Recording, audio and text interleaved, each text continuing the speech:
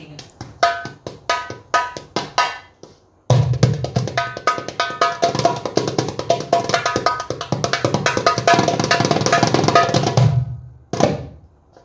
अस्सलाम वालेकुम नाज़रीन, मैं हूं सैयद फ़ाज़ उस्मानी। आज आप लोग देख रहे हैं हमारे साथ जो मौजूद हैं, आपको हिस्ट्री के बारे में जानते हैं, इनसे बात करते हैं और आपको भी बताते हैं। अस्सलाम वालेकुम।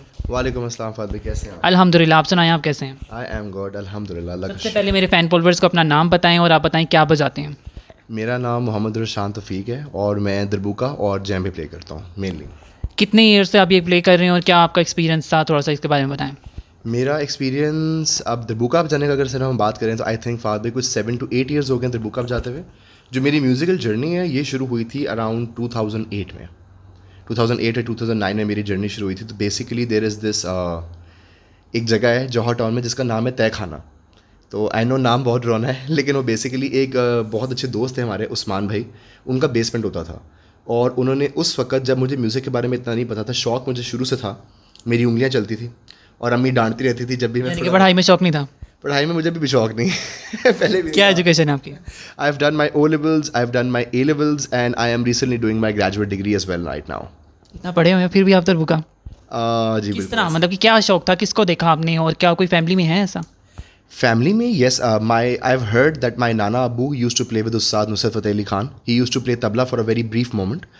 बट उनकी कोई वीडियोस नहीं है। वीसीआर में कुछ वीडियोस पड़ी हुई हैं, वो भी मेरे नाना मुझे नहीं दे रहे, मेरे बहुत बार मांगने के बावजूद। जगह है जौहर टाउन में तय खाना के नाम से। तो वो उस्मान भाई हैं और ये आई डोंट नो उनको ये वीडियो कभी आपके पेज से नज़र आएगी कि नहीं, लेकिन मैं उनको क्रेडिट देना चाहूँगा कि उनका वो घर का जो एक बेसमेंट है जिसका नाम तय खाना था, वो एक जगह थी बहुत होमली सी जहाँ पे उस वक्त भी बहुत बड़े बड़े आर्टिस्ट और म्यूजिशियन आते थे।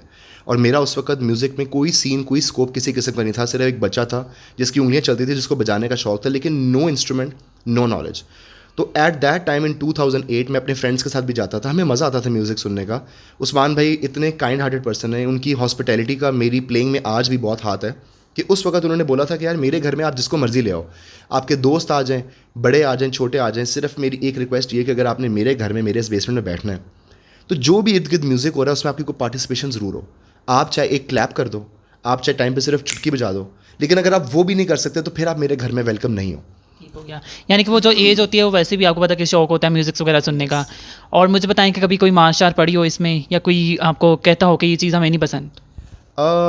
पसंद की बात नहीं है, ऑब्वियसली पेरेंट्स के अपने रिजर्वेशंस होते हैं। मेरी मदर को लगता है, आज तक शायद लगता है कि पता नहीं कि म्यूज़िक जो है और जो मैं म्यूज़िक से कमाता हूँ, मामा को लगता है कि ये इट्स नॉट अ वेरी हलाल सोर्स ऑफ इनकम, मतलब there are many other better things that I can do. या वो कहती हैं कि आप साथ साथ कोई ना कोई और जॉब करो, इसको आप एक ऐसा सेकेंडरी चीज़ लेके चलो।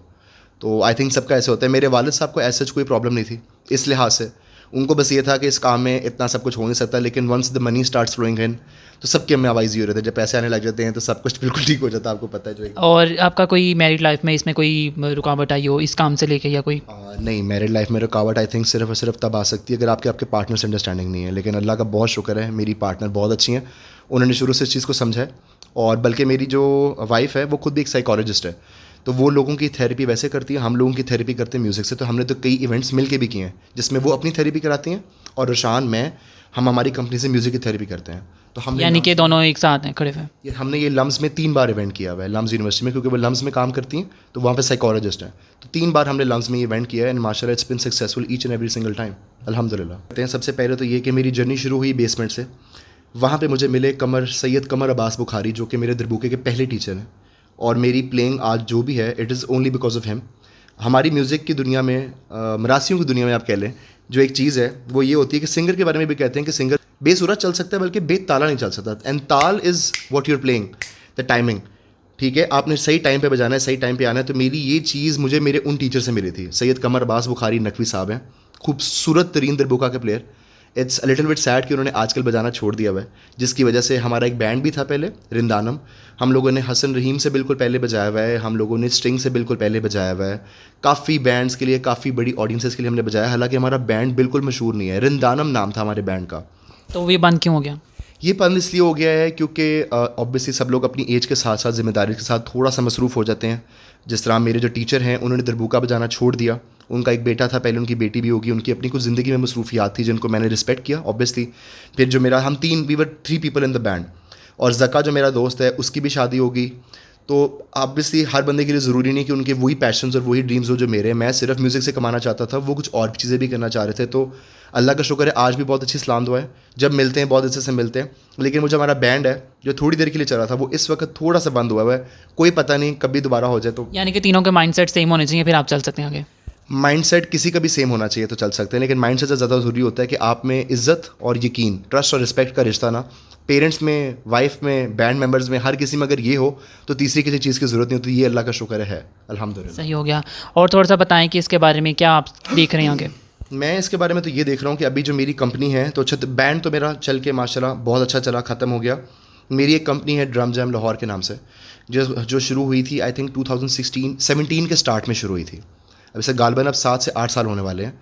और पाकिस्तान में सबसे पहले ड्रम सर्कल करते थे एक कंपनी जिसका नाम था ड्रम क्लिनिक। उसमें आतिफ सईद भाई होते थे, और मैं अपनी वीडियो में आज भी उनको क्रेडिट दूंगा कि पूरे पाकिस्तान में किसी को पता नहीं था कि ड्रम सर्कल, इवन मुझे नहीं पता था कि ड्रम सर्कल क्या होता है। अब जब मेरी जर्नी जौहर टाउन तहखाना में शुरू हुई, मैंने सबसे पहले मिट्टी की मटकी बजाई। एक छोटी सी मटकी होती थी, यानी आपको वो भी बजानी आती है। हाँ मुझे मटकी बहुत सी बजानी थी, लेकिन मैंने कभी नहीं बजाई। ये नो बडी नोज दिस, ये वाकई आपके इंटरव्यू में पहली बार हो रहा है कि मैं बता रहा हूँ। मैं मटकी बहुत ज़बरदस्त बजाता था, अब शायद थोड़ी मेरी उस पर ग्रिप नहीं रही है, क्योंकि छोड़ दिया होगा ना। उस वक्त मेरे पास था ही कुछ नहीं ना, तो ऑप्शन ही सिर्फ मटकी की बची थी, क्योंकि वो ज़मीन पे पड़ी होती थी। उन्होंने कहा कि भाई तुम ये बजाओ। और मेरे टीचर के पास उस वक्त ऐसा दरबूका होता था, इस तरह का 5-6 लाख का दरबूका मेरे टीचर के पास उस वक्त होता था जब मैं मटकी बजाता था। तो जब हमारी ग्रोथ शुरू हुई आहिस्ता आहिस्ता, वहाँ पे एक लकड़ी का ड्रम पड़ा होता था किसी का, मैंने वो बजाना शुरू किया। माशाल्लाह अल्लाह ने इज़्ज़त दी, आहिस्ता आहिस्ता मज़ा आने लग गया। तो फिर मुझे मैंने डिस्कवर किया था ये एक पेज ड्रम क्लिनिक के नाम से, जो कि आतिफ सईद हेड कर रहे थे। और वो क्या करते थे, ड्रम सर्कल होता ये है कि लड़के लड़कियाँ, फ़हद भी, बड़े छोटे जो मर्ज़ी आ जाएँ, चाहे उन्होंने ज़िंदगी में आज तक ड्रम नहीं बजाया था, आतिफ भाई की और उनकी टीम की जिम्मेदारी होती थी कि उन्होंने सबसे ड्रम बजवाने। महीने में एक बार वो इवेंट करते थे जिसमें 150-200 बंदा इकट्ठा ड्रम बजा रहा है। इतनी कोई वो सूदिंग चीज़ लगी मुझे, इतनी डिफरेंट चीज़ लगी कि सिर्फ लोग आए हुए हैं, कोई बदतमीज। अगर आप पाकिस्तान में देखें ना फ़हद भाई, अगर आपने पाकिस्तान में मूवी नहीं देखनी और आपने खाना नहीं खाना, तो तीसरा पीछे कुछ ऑप्शन बचता ही नहीं करने के लिए। बिल्कुल ऐसा ही है। में ये एक बहुत हेल्दी एक्टिविटी जिसमें लड़के लड़कियाँ आते हैं, उनकी एक्सरसाइज भी हो रही है, वो फिजिकल एक्टिविटी भी कर रहे हैं। किसी को गुस्सा है, किसी को किसी चीज़ पे गुस्सा चढ़ा हुआ है, किसी को दिन बुरा चल रहा है, कोई सैड है, आप सारी फीलिंग्स अपना गुस्सा, आपका माइंड थोड़ा सा रिलैक्स हो जाता है, मुझे ये लगता है। इससे सबका माइंड रिलैक्स होता था। और इवन के जो टर्मिनल पेशेंट होते हैं कैंसर के, ये मुझे नहीं पता था, लेकिन म्यूज़िक की, ड्रम्स की कुछ वेव्स होती हैं जो साइंटिफिकली प्रूवन है, कुछ हद तक कैंसर को अगर इलाज नहीं भी करती ना, तो टर्मिनल कैंसर के पेशेंट को कुछ आराम देती हैं। तो आतिफ भाई के इवेंट पे मैं देखता था कि कुछ लोग हैं, बहुत अच्छी फैमिली से खातून है जिनको कैंसर है, तो 300-400 बंदा ड्रम बजा रहा है और दरमियान में लोग उल्टा होकर लेटे में, वो सिर्फ 500-600 ड्रम की बेस ज़मीन पे बैठ के सुन रहे हैं। क्या फील करते होंगे वो जब 500 ड्रम की बेस इकट्ठी आती है। बिल्कुल ऐसा ही है। ये आज तक मेरे लिए भी एक मिस्ट्री है। तो उस वक्त मैंने आतिफ भाई से पूछ के कि सर एक तो I absolutely love what you doing, मैं आज भी उनकी बहुत इज्जत करता हूँ। जो ड्रम सर्कल उनका होता है वैसा मैं अभी तक नहीं कर सकता और शायद कभी भी नहीं कर पाऊँगा। नहीं चला जाएंगे आप। ठीक है, तो मेरा, आपने पूछा कि एम्बिशंस और ड्रीम क्या है, तो 2017 में ये कंपनी शुरू हुई। टकसाली गेट के पास मैं गया, 25,000 रुपये मैंने अपने अबू से लोन लिया कि जी मैंने एक चीज़ करनी है। ना मुझे फ़हद भी पता था कि ड्रम सर्कल चलने हैं, ना मुझे पता था कि ये नहीं चलने हैं। जब हमने वो ड्रम लेके शुरू भी किया तो मुझे याद है, हम MM आलम रोड के दिन में, मेरा पार्टनर है एहतशाम और उसके वालिद साहब नहीं हैं। आई नो कि उसने अपनी वालदा से उस वक्त कैसे 15-20 हज़ार लिए, मैंने अपने अबू से 20 हज़ार रुपये लिए और हमने एक तुक्का ले लिया। और हम खड़े में लाहौर के एक अजीब से इलाके में, इर्द गिर्द लोग हैं, पान खा रहे हैं, लंबे लंबे उनके बाल हैं, और दरमियान में उनके हम 2 इंग्लिश से बॉयज़ बैठे हुए हैं और ज़मीन पे 50 ड्रम है। एंड वी, तो फादर ने आपको दे दिए पैसे? Yes, my father gave me that money, Allah का शुक्र है। और ये नहीं तो वैसे ऐसे कामों में फादर्स नहीं देते। नहीं, अब्बू ने अल्लाह का शुक्र है सपोर्ट किया। डांट बहुत पड़ती थी क्योंकि जब ये शुरू हुआ तो दरवेश रेस्टोरेंट होता था, बंद हो गया है। बरकी रोड पे एक बहुत खूबसूरत रेस्टोरेंट था दरवेश, फरीद भाई का, हमारा घर वो है। इवन के जैन जुहेब बहुत अच्छे कवाल हैं आजकल, काफ़ी बिल्कुल बिल्कुल, जैन वो जुहेब नहीं जानता उनको। ठीक है, जैन जुहेब भाई का भी एक किस्म का स्टार्टिंग पॉइंट वहाँ था। नेस्कैफे बेसमेंट से पहले, किसी भी चीज़ से पहले हमारे 2 से 3 बहुत खूबसूरत है उनकी, तो माशाल्लाह क्या ही बात है। अल्लाह ने उनको इतनी तरक्की दी, अल्लाह और तरक्की दे। वो आजकल टूर कर रहे हैं, दुनिया घूम रहे हैं, दे आर वेरी टैलेंटेड। ठीक है, तो हम उनका भी और हमारा भी जो एक घर है ना, जहाँ पे हमने एक इनिशियल मेहनत की है, वो रेस्टोरेंट था दरवेश, जो उसने कई लड़ियाँ जोड़ी हैं, हमारी भी, जैन जुहेब की भी। हम लोगों ने बेसिकली ड्रम सर्कल का स्टार्ट वहाँ से किया। तो वो मेरे घर से फ़हद भाई, पेट्रोल अभी बीच में ना 3 ट्रेंड आए हैं पेट्रोल के। पेट्रोल एक बार फुल सस्ता हुआ, फुल महंगा हुआ, मज़ीद महंगा ये हुआ तो चलता रहेगा। और आजकल फिर थोड़ा सा नीचे आया हुआ है, जो हमें इन्होंने लॉलीपॉप दी हुई है, ठीक है। बिल्कुल ऐसे ही है। तो उस वक्त पेट्रोल लेकिन महंगा था, और मेरे घर से दरवेश बरकी रोड जाना का मतलब है कम से कम 2000 का पेट्रोल। हम 1000 रुपये की टिकट रखते थे। और ये मैं आज पहली बार फहद भाई सबके खुला बता रहा हूँ कि जब ये ड्रम सर्कल शुरू हुए हैं तो एक दिन एक बंदे ने 1000 रुपये की टिकट ली, किसी ने और बजाया ही नहीं। मेरी टीम के 5 बंदे, ऑडियंस का एक बंदा, हम 3 पार्टनर। हमने क्या कमाया? 333, 333, 333, ये हमारी कमाई। सही है। ऐसे ही एक दिन 3000 की टिकटें बिकी, 1600, 1600, 1600। ये फिगर्स मुझे ज़ुबानी याद हैं। फिर आपको मतलब कोई शौक पड़ गया? फिर मुझे शौक तो पहले ही था, लेकिन फिर हम लोग जब दरवेश से निकले, मुझे था कि हम और भी रेस्टोरेंट्स में जाएं। तो जब मुझे बहुत दुख भी हुआ कि ड्रम सर्कल एक इतनी अच्छी चीज़ है, लड़के लड़कियां आ रहे हैं, रेस्टोरेंट की भी इसमें मार्केटिंग है। आतिफ भाई का स्टाइल ये था कि आतिफ भाई माशाल्लाह से बहुत बड़ा क्राउड गैदर करते थे, लोगों से टिकट लेते थे। पता नहीं हमने जब टिकट की कोशिश की तो लोगों ने, मुझे खुद भी थोड़ा सा मुनासिब नहीं लगा कि मैं किसी से 1000 रुपये ले रहा हूँ कि तुम मुझे 1000 रुपये दो और फिर आके मेरे पास ड्रम बजाओ। हमने कोशिश की कि हम इस ट्रेंड को बदलें। हम रेस्टोरेंट से पैसे लेते हैं, आगे वो लोगों से लेना चाहते हैं नहीं लेना चाहते वो उनकी मर्ज़ी है। तो सबसे पहले एक रेस्टोरेंट था चाय कदा, उन्होंने हमसे डील की 8000 रुपये एक ड्रम सर्कल की, ठीक है। इस वक्त करंटली हमारी कंपनी जो है वो 150,000 से नीचे का इवेंट नहीं करती, माशाल्लाह। ठीक है। ये 2017 से लेके, अल्लाह का शुक्र है, आप लोगों की दुआएं हैं, 2024 तक अब हम लोग सेकंड थे पाकिस्तान में जिन्होंने ड्रम सर्कल शुरू किया। सबसे पहले आतिफ भाई, then it was us, then there was Haider Jamil, Amna Qamar, Allah उनको जन्नत बख्शे, she recently passed away due to breast cancer. मेरी बहुत खूबसूरत दोस्त थी और वाहिद खातून थी जो एक बहुत ब्रिलियंट ड्रमर थी और ड्रम सर्कल फैसिलिटेटर थी, लेकिन वो ब्रेस्ट कैंसर की वजह से मेरी शादी से कुछ देर पहले, आपका वीडियोज़ होंगी उनकी? मेरे पास उनकी लातादाद वीडियोज़ हैं, चलें हम आपको ज़रूर दिखाएंगे। ठीक है। तो मैं दिखाना चाहूँगा क्योंकि वो जो काम करके गई हैं वो बहुत ही उम्दा है, इसमें कोई शक नहीं। और उनका कोई ट्यून आपको याद हो, कोई बजाना दिखाएं? आमना की मुझे बिल्कुल ट्यून्स याद हैं। आमना का स्टाइल बहुत मध्यम था, हमारी तो पर्सनैलिटी में पेशेंस ही नहीं है, उनकी इतनी खूबसूरत पर्सनैलिटी थी कि वो उनकी प्लेइंग में भी नज़र आती थी।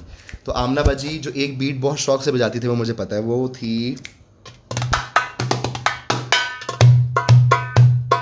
ये बीट वो अक्सर बजाया करती थी।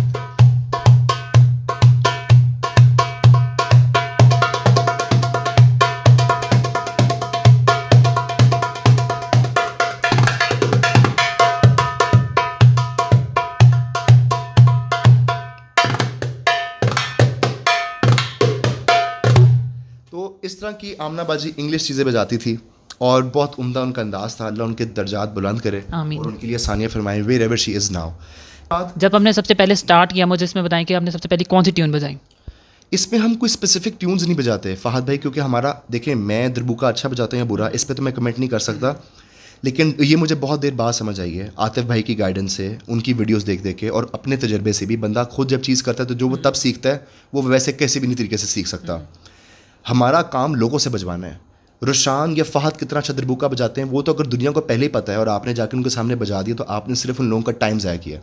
अगर ड्रम सर्कल में, मेरे इवेंट में, रुशान के इवेंट में लोग आएँ, मेरी कोशिश होती है, वो बेशक मजाक उड़ाएं, जो मर्ज़ी करें, मेरी कोशिश होती है यार मैं इनको कुछ ना कुछ सिखाऊं। आज ही मेरे पास आए हैं, इनको मैं ड्रम के 3 बेसिक साउंड बता दूं, मेरे से ये कुछ लेके जाएं और इनके चेहरे पे मुस्कुराहट हो। ये जिस भी मूड में आए, लेकिन जब ये जाएं इनके चेहरे पे मुस्कुराहट हो। तो ऐसा नहीं होता कि कोई स्पेसिफिक टून होती है फाद भी जो आपने बजानी होती है। मैं जाता हूँ, मैं सबसे पहले, आपको पता है लाहौरी वाम को तो बजवाना, ये अपनी बात बिल्कुल। बजवाना, वो अपने आप में एक बहुत बड़ा मिशन है। बिल्कुल ऐसा ही है। लाहौरी लोग, हालांकि लाहौरी लोग बहुत ज़िंदा दिल लोग हैं। मैंने इस्लामाबादीज़ के साथ भी काम किया है, हमारी कंपनी कराची भी गई है, मुल्तान भी गई है, फैसलाबाद भी गई है, गुजरांवाला गुजरात, रहीम यार खान, शायद ही कोई पाकिस्तान का मेन शहर है जहाँ पे हम लोग नहीं गए हुए। सबसे मज़े का सर्कल लाहौरियों का है। बिल्कुल, लाहौरी तो बहुत ये मैं इसलिए नहीं कह रहा क्योंकि लाहौर है, ये मैं इसलिए कह रहा हूँ क्योंकि जिंदा दिल लोग होते ये हैं। सच बात है।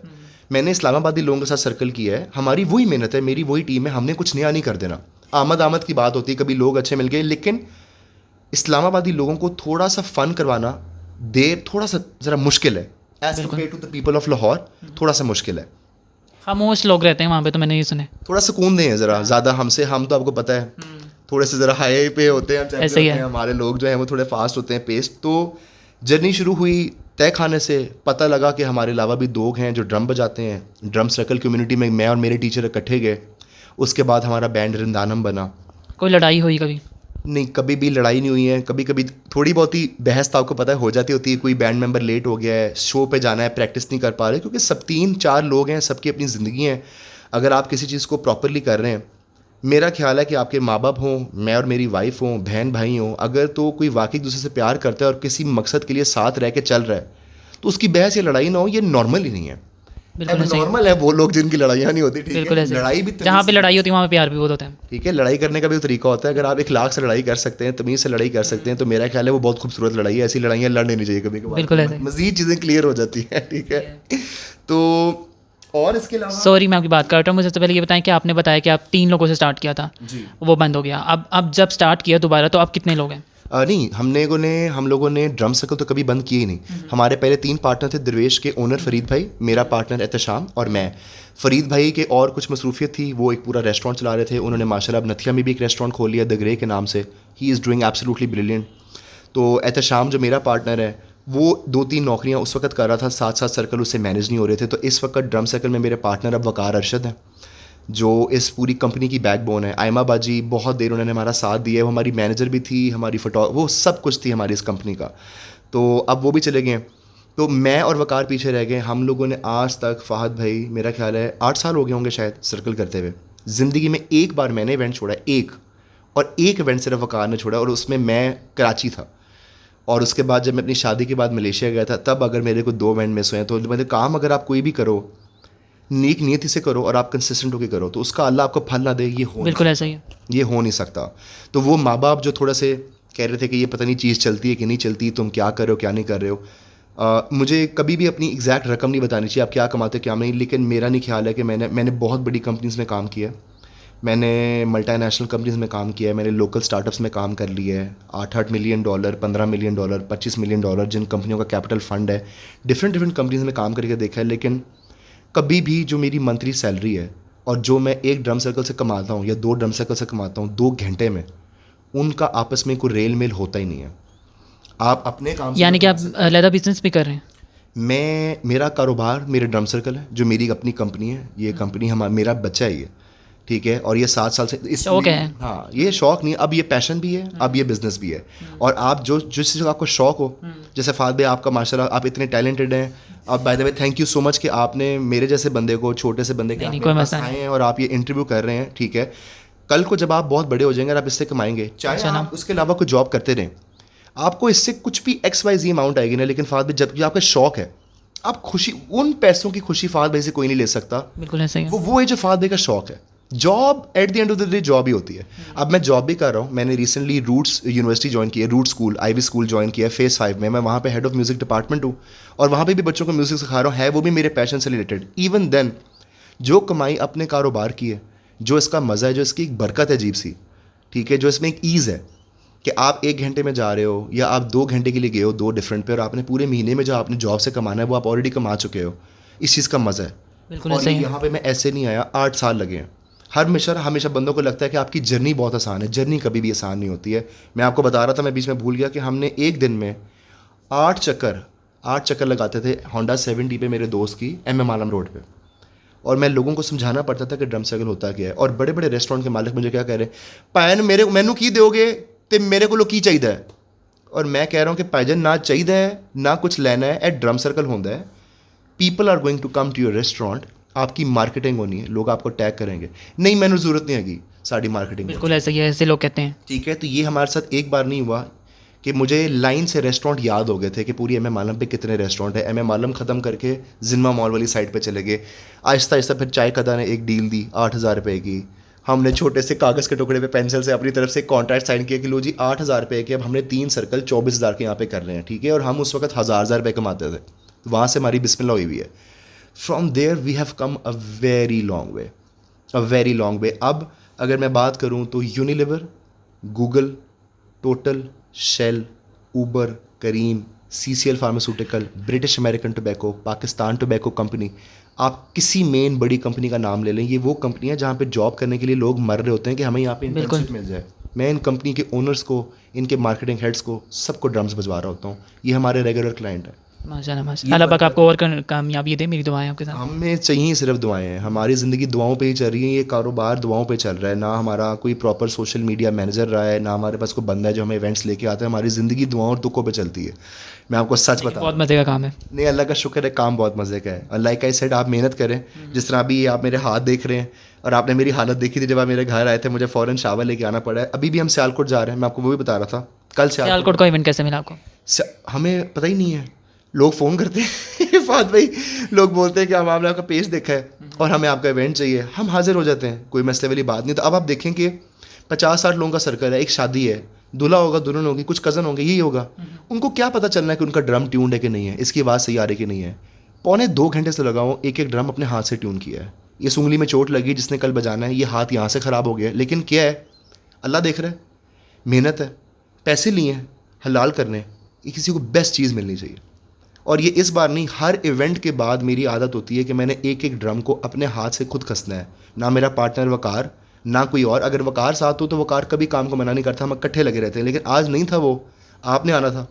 जिस टाइम आपने मैसेज किया था कि आप मेरे घर के लिए निकल चुके हुए हैं, तो तब मेरी हालत ऐसी थी, मैं आपको आपने बहुत मुश्किल से टाइम दिया मुझे। नहीं, टाइम का मसला ही नहीं, आपके लिए टाइम ही टाइम है। आजकल आपको बताया, बस कुछ मसरूफियत और चल रही हैं। तो बहुत मज़े की जर्नी रही है ड्रम सर्कल की, अल्लाह का शुक्र है, अल्लाह ने बहुत इज़्ज़त दी है। मैं चाहता हूँ कि अब आतिफ सईद भाई, मेरा दिल है मैं कभी उनको बुलाऊँ, वो आके एक सर्कल मेरी कंपनी में वो करें, या वो देखें कि अब हम कैसा काम कर रहे हैं। लेकिन वो मज़ीद मसरूफ़ हैं, उनका इंशाल्लाह मुलाकात होगी। इंशाल्लाह ताला मुलाकात तो होती रहती है। मुलाकात बैंड मेंबर से भी है। बस आपकी नीयत साफ़ हो फ़ाद भाई, आप मेहनत करें, अपना सर झुकाएं, किसी से कोई उम्मीद ना लगाएं सिवाय अल्लाह के, और आप लगे रहें जो आप कर रहे हैं, कसम खुदा की आपको उसका फल ज़रूर मिलता है। इंशाल्लाह। देर आए दुरुस्त। एम क्या है आपका, आगे आप क्या करना चाहते हैं? मेरा एम ये है कि दुनिया का कोई ऐसा मुल्क ना हो जहाँ पे मेरी कंपनी ने ड्रम सर्कल ना किया हो। मैं उसके इंशाल्लाह। लिए अपने पैसे लगाने के लिए भी तैयार हूँ। और कभी कभार ऐसा होता है कि आर्टिस्ट को अपने पे पैसा लगाना पड़ता है। मेरे अब्बू से मुझे बहुत डांटे पड़ी हैं, मैंने अपने अब्बू से उधार लिया है। मैं दुबई गया हूँ सिर्फ ये देखने के लिए कि मैं यहाँ पर ड्रम सर्कल कर सकता हूँ कि मैं नहीं कर सकता, क्योंकि दुबई में उस तरह से ड्रम सर्कल नहीं हो रहे। I want to be the first person जो प्रॉपरली ड्रम सर्कल करे। पाकिस्तान एक बहुत यो मुल्क नहीं है, इसमें कोई बुरी बात नहीं है, हकीकत है, ठीक है। अमेरिका को देख लें आप, यूके को देख लें आप, बाकी मुल्कों को देख लें, सऊदी अरेबिया को देख लें, जापान को देख लें, पाकिस्तान दुनिया से काफ़ी पीछे फ़िलहाल चल रहा है। ड्रम सर्कल एक बहुत यू एक्टिविटी है और माशाल्लाह ये अब काफ़ी कॉमन हो गई है। और इस वक्त हमने जब ये शुरू किया था तो उस वक्त आतिफ भाई और हम थे।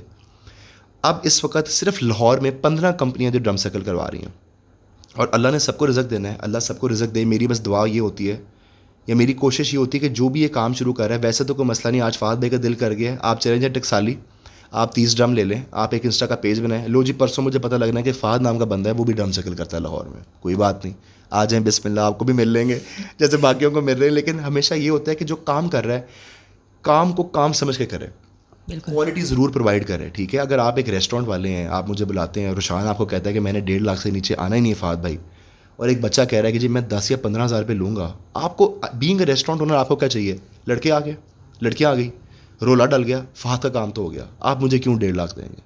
आप 10-15 हज़ार रुपये उस बच्चे को देंगे, वो बच्चा आएगा, जो उसने करना है वो आके करेगा, चला जाएगा। लेकिन डिफरेंस तो है ना। ये डिफरेंस ना हो तो फिर मज़ा ही क्या है? फिर तो हमने 8 साल जो मेहनत की है वो मेहनत ज़ाया ना, वो हमने 8 साल लगाए हैं।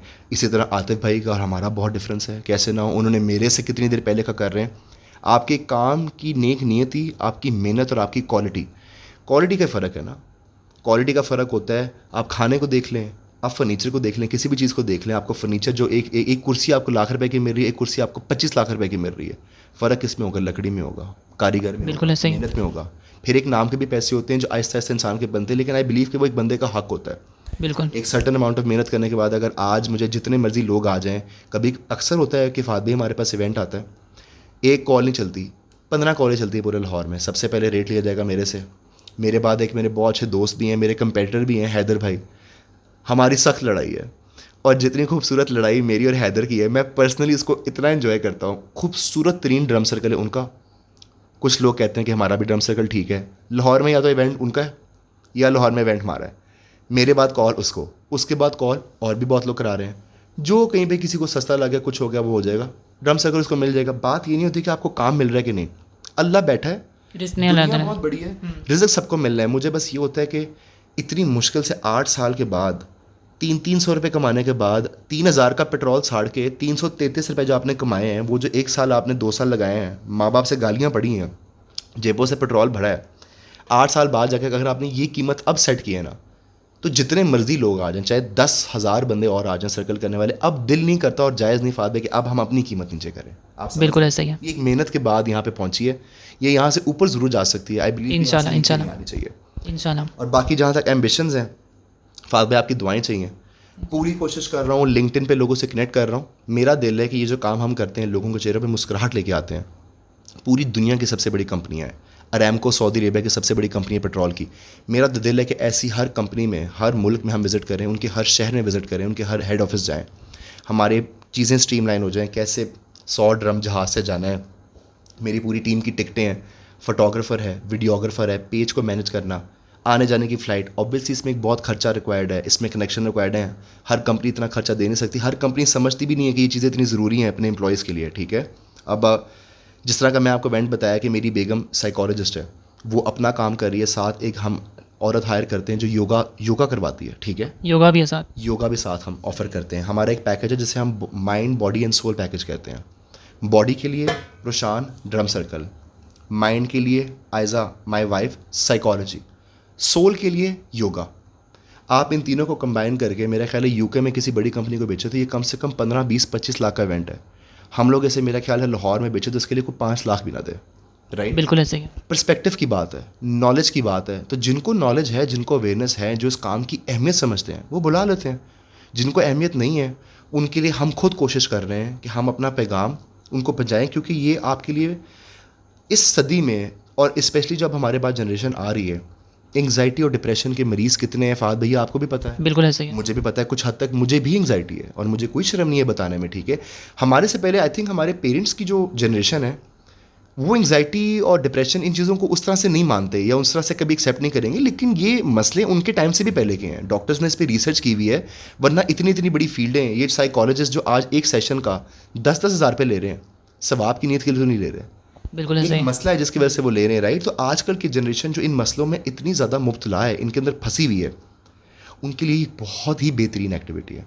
और जब आप कंपनीज़ में जाएं फ़ाहद भाई, कंपनियों को कुछ ऐसा करना चाहिए जिसमें 500 बंदा बैठा हुआ है। यूनिलीवर का इवेंट करने गए पीसी बूरबन में, देयर वर ऑलमोस्ट 400 पीपल। 400 लोगों ने कुछ इकट्ठा करना है। उनको चाहिए कि भाई ये सब यूनाइट हों, टीम के दरमियान में यूनिटी बढ़े। मार्केटिंग की टीम बैठी है, R&D की टीम बैठी है, सेल की टीम बैठी है, प्रोक्योरमेंट की टीम बैठी है। Drum circle the most innovative team building activity जो 2024 की इस वक्त, अगर इससे बेहतर कोई एक्टिविटी है फ़ाद भाई, आप अगले इंटरव्यू में मुझे बताइएगा। नहीं, लेकिन कोई मेरा मुझे नहीं तो लगती, ख्याल है कि मुझे भी इस नहीं वक्त लगती। इससे बेहतर। और हमें 8 साल मुझे हो गए हैं फ़ाद भाई, अभी भी लोगों को नहीं पता कि ड्रम सर्कल क्या होता है। बिल्कुल इसलिए ऐसा ही है। मुझे थोड़ी सी उम्मीद आती है कि इसलिए हमारी, तो मैं आपके पास आया हूँ। इसलिए मुझे उम्मीद आती है कि फ़ाद भाई अभी भी जो हमारी ग्रोथ का चार्ट है ना, अल्लाह की मेहरबानी चाहिए, आप जैसे लोगों की दुआएं चाहिए कि अभी भी ये जो इतनी कंपनियां जो जानती ही नहीं है कि ये क्या है, इन तक पहुंचना काम है। मेरी बात करें इंस्पिरेशन की, सॉरी मेरे जहन से निकल गया, आपने मुझे कहा था कि इसमें मैं आपको जिक्र ज़रूर करूँ। फ़ाद भाई ये एक अरेबिक इंस्ट्रूमेंट है। जैसे तबला और ढोल हमारा साज़ है, ये पाकिस्तान का साज़ है, इंडिया का साज़ है, बड़े सगीर का, पंजाब का। ये हमारा साज़ नहीं है, this is not our instrument. ये एक मिडिल ईस्टर्न अरेबिक इंस्ट्रूमेंट है और ये काफ़ी पुराना है। इससे भी बहुत पुराना एक इंस्ट्रूमेंट होता है जो पहले जंगों में भी बजा है। वो बहुत लकड़ी का बड़ा सा होता है और उसके ऊपर कैमल या गोट की स्किन लगती है, जिसे हम जेम्बे कहते हैं। ठीक है, जेम्बे जंगों में भी इस्तेमाल हुआ हुआ है। जब जंग होती थी तो जंग का ऐलान करने के लिए जीतने या हारने के बाद जेम्बे उस ज़माने से प्ले किया जा रहा है और वो ज़्यादातर अफ्रीकन ट्राइब्स में बिलोंग करता है। साउथ अफ्रीका के रीजन में वो बहुत ज़्यादा बजा है। तो अब ये इंस्ट्रूमेंट बिल्कुल एक यो चीज़ है। इसको बजाने का असल तरीका फ़हद भाई ऐसे है, इससे अरेबिक लोग ऐसे बजाते हैं। हम पाकिस्तानी इसको टांगों में रखते हैं। मैं अगर अपनी बात करूं, बहुत माफ़ी के साथ, बाकी किसी को नहीं, मुझे ये बजाना ही ऐसे आता है। I do not know how to play it in that way. फिर जैसे मेरा जो बजाने का तरीका है, I play it like tabla.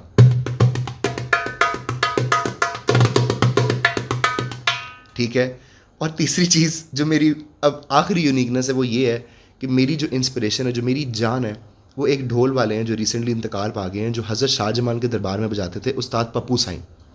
उनको बिल्कुल, बिल्कुल। पाकिस्तान में 2 बार तमगा इम्तियाज़ भी मिला हुआ है और मेरा ख्याल है उनके पासपोर्ट पे कम से कम 84 कंट्रीज़ के वीज़ा लगे हुए थे जब वो वफ़ात पा गए थे। ठीक है, तो जितनी दुनिया मैंने आज तक कभी देखने का सोचा हुआ है उतनी वो देख चुके हुए हैं और इस दुनिया से जा चुके हुए हैं। कौन है? एक ढोल वाला है।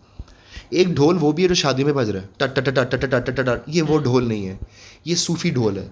ये बाबा बुल्ले शाह के कलाम है जो ढोल पे निकाल रहे हैं। ये तबले के बोल हैं जो उस एक इंसान ने पूरा तबला ढोल पे शिफ्ट किया है।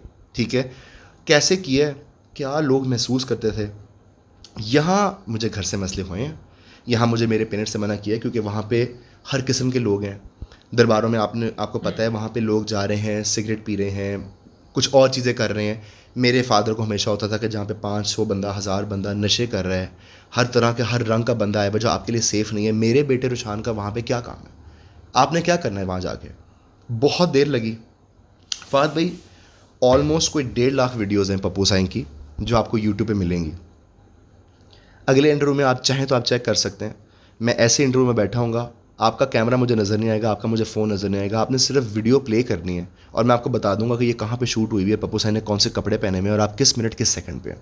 ठीक है, मैंने ऐसे सुना है उस एक इंसान को जो मेरी इंस्पिरेशन है। क्योंकि मुझे दरबार जाने की इजाज़त नहीं थी, जो वो ढोल पे करते थे, मेरा एम होता था कि जो मुझे इस बंदे को, इस आर्टिस्ट को फ़ील आ रही ना सुन के, मैं इस चीज़ को थोड़ा थोड़ा रुशाननेस वे में कॉपी करूँ दरबूके पे, लेकिन जो फ़ील मुझे इनको सुन के आ रही है वो फ़ील लोगों को मुझे भी सुन के आए। तो ये मेरे कुछ बजा के दिखाएंगे उनका?